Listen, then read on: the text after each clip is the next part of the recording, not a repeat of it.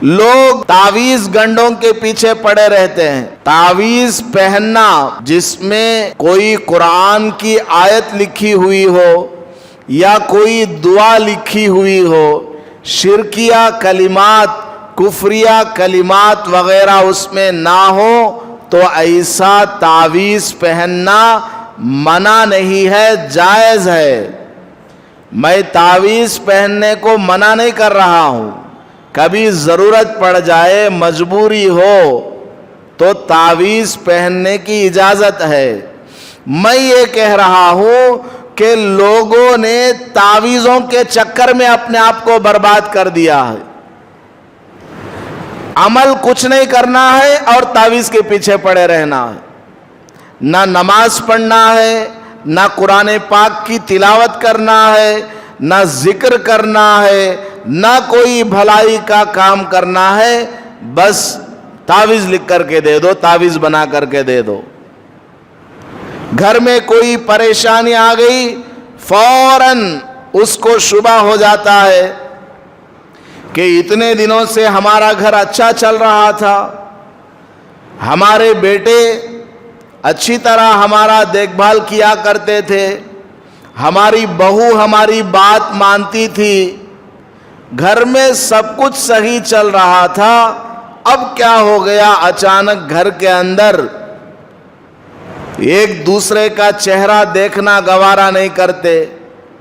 बहू ससुर को उल्टा सीधा जवाब दे रही है, सास की खिदमत नहीं कर रही है, शौहर को जवाब देती है और बच्चों को सही तरीके से देखभाल नहीं कर रही है।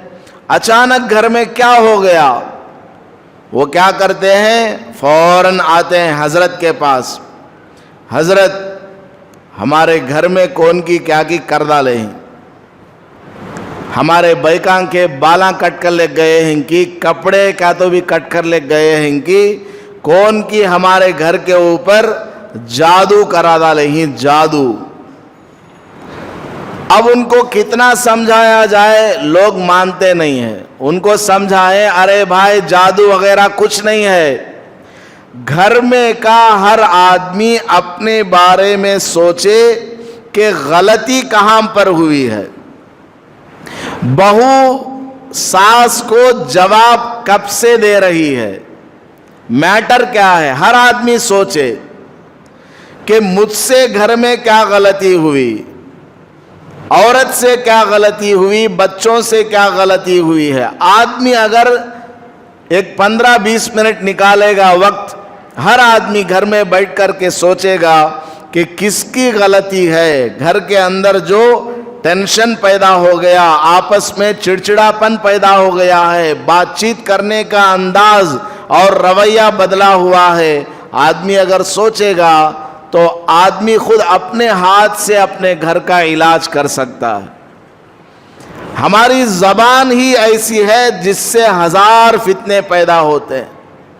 हदीस पाक में हुजूर अकरम सल्लल्लाहु अलैहि वसल्लम ने इरशाद फरमाया, रोजाना जब सुबह होती है, जिस्म के सारे आज़ा जबान के सामने आकर के, वो जैसे नौकर हाथ बांध करके शौकार के सामने खड़ा होता है, इस तरह पूरे जिस्म के आज़ा जबान के सामने आकर इस तरह आजिज़ी से दरखास्त करते हैं, रिक्वेस्ट करते हैं कि ऐ जबान, अगर तू सही सालिम रही तो हम पूरे दिन सही सालिम रहेंगे।